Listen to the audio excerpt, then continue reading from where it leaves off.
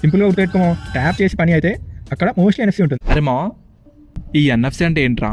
మన స్మార్ట్ ఫోన్స్లో ఎన్ఎఫ్సి వల్ల రియల్గా ఏం యూజెస్ ఉంటాయి చెప్పు. ఓకే మా, సింపుల్గా స్టార్ట్ చేద్దాం. ఎన్ఎఫ్సి అంటే నియర్ ఫీల్డ్ కమ్యూనికేషన్ అని ఫుల్ ఫామ్. ఎన్ఎఫ్సి అంటే 2 డివైసెస్ టచ్ చేస్తే ఇన్పుట్ ట్రాన్స్ఫర్ అయ్యే సిస్టమ్. సింపుల్గా చెప్పాలంటే టచ్ చేస్తే కనెక్ట్ అయ్యే వైర్లెస్ టెక్నాలజీ ఎన్ఎఫ్సి. ఇప్పుడు మన స్మార్ట్ ఫోన్స్లో ఎన్ఎఫ్సి యూజెస్ ఏంటి చెప్తా. First, contactless payments. NFC biggest use పేమెంట్స్లో ఉంటుంది. ఫోన్ని కార్డ్ మెషిన్ దగ్గర పెట్టేస్తే పేమెంట్ కంప్లీట్ అవుతుంది. గూగుల్ పే, ఫోన్పే లాంటి యాప్స్లో ఇది యూజ్ అవ్వచ్చు. Second, fast device pairing.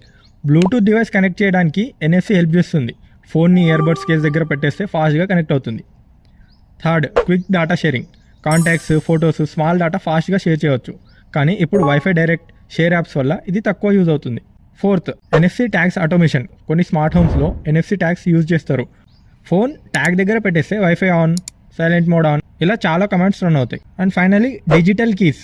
కొన్ని కార్స్, స్మార్ట్ లాక్స్ ఎన్ఎఫ్సితో అన్లాక్ అవుతాయి. ఫోన్ని లాక్ దగ్గర పెట్టేస్తే ఓపెన్ అవుతుంది. రియల్ లైఫ్ ఎగ్జాంపుల్ చెప్పాలంటే మెట్రో కార్డ్ స్వైప్ చేస్తాం కదా, కానీ కార్డ్ బదులు ఫోన్ యూజ్ చేస్తాం.